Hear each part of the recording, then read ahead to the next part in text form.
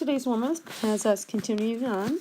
We are going to be substituting variables with their given integers, and then we're going to be using the order of operations and solve the new expression. So here's today's expression that we're going to be substituting in for.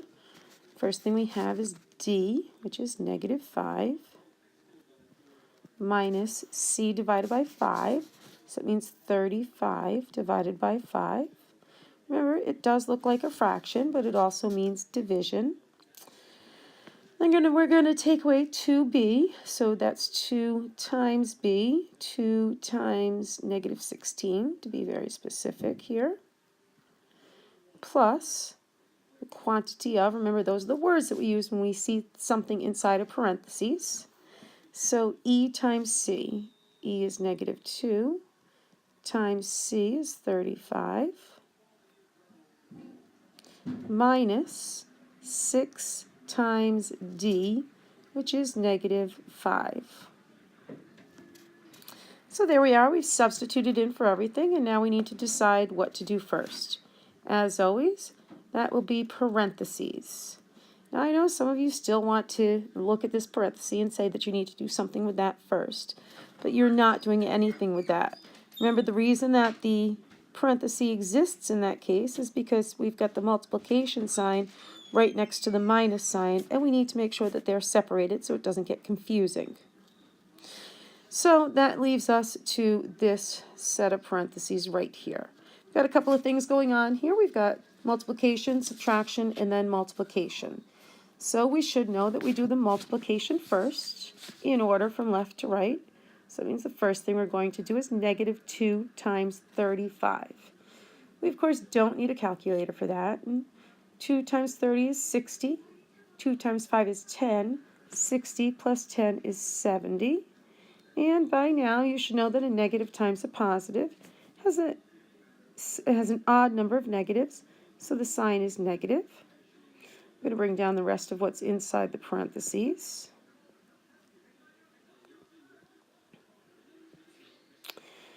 So now I've got subtraction and multiplication, but I already know that I'm continuing on with the multiplications. That means I'm going to be doing this and ignoring this. So I know over here I'm going to have -70 minus 6 times -5. Well, you should know that 6 times 5 is 30. A negative times a positive, again, is a negative. So I've got 70 minus -30. Now I've got a subtraction problem. Don't forget, we always cha-cha-cha whenever we've got a subtraction problem. So I stay, change, change, cha-cha-cha. Now I've got an addition problem. When I have an addition problem, I need to look at those signs. Signs are the same. Well, they're not the same. Signs are different. Find the difference. Okay, well, that makes sense. I have these absolute values here. I'm going to be finding the absolute value of -70 is 70. The absolute value of 30 is 30. So I'm going to have 70 minus 30, which of course is 40. Then I look at these two numbers, 70 and 30. The largest absolute value is 70. And that means my sign is -40. Now my job is to bring all of this down, and it's going to be -40. So I've got -5 minus 35 divided by 5 minus 2 times -16 plus -40. Now, clearly we don't have enough room here, so I'm going to actually just pick that up and rewrite it on the next page. So again, I'm going to have -5 minus 35 divided by 5. Now, while I am rewriting this from the other page, you should already have it written down in your notebook. So why don't you start thinking about what exactly is going to be our next step? It's very important that you know how to do these on your own. So we went through all of the parentheses. That was the first thing that we did. And then there are no exponents, so the next thing I'm going to be working on is multiplication and division in order from left to right. So as I go from left to right across this problem, the first multiplication or division I come to is right here. 35 divided by 5 is 7. And now I am going to very simply bring down the rest of the problem. I want to funnel down. I want to show every step because that makes it easier for me to go back and check my work. And additionally, if I then figure out that I made a mistake, I will be able to more easily find my mistake if I show all my work and funnel down my paper. So going from left to right, I do come to some more multiplication, which is here. I'm going to underline the things I'm not doing. 2 times negative 16. Well, 2 times 10 is 20. 2 times 6 is 12. 20 plus 12 is, of course, 32. And I did multiply a positive times a negative, so my answer will be negative 32. And then I need to bring down the rest of my problem.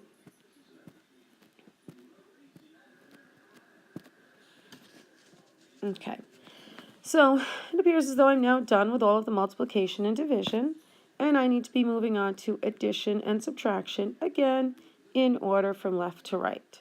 So I'm going to go straight across this problem, left to right.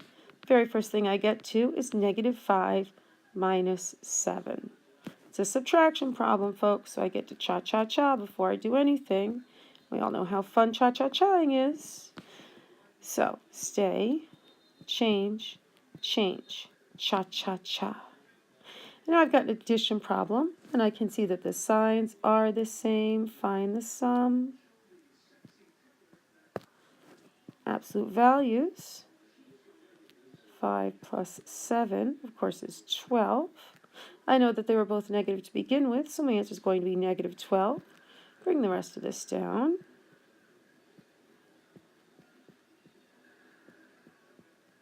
Okay. From left to right across my paper, I'm going to be doing this next and ignoring the plus negative 30. It's a subtraction problem. You should know by now we get to cha-cha-cha. So stay, change, change, cha-cha-cha. Don't forget to cha-cha-cha. And now, of course, the signs are different. Find the difference. Absolute values. The absolute value of negative 12 is 12. The absolute value of positive 32 is 32. So I'm going to write this down as 32 minus 12. 32 minus 12. But 32 minus the 2 gives me 30. Minus 10 more is 20. Arbitrary absolute value is right here, so that means it's positive 20. Bring this down, so I've got positive 20 plus negative 40. And get me one more page. Again, positive 20 plus negative 40. It is an addition problem. So let's sing my song. The signs are the same. No, they're not. Signs are different. Find the difference. Absolute values. Absolute value of positive 20 is 20. The absolute value of negative 40 is 40. So I'm going to have 40 minus 20, which is should be relatively easy. It's 20. The larger absolute value is right there, so the sign is negative. So that is my answer.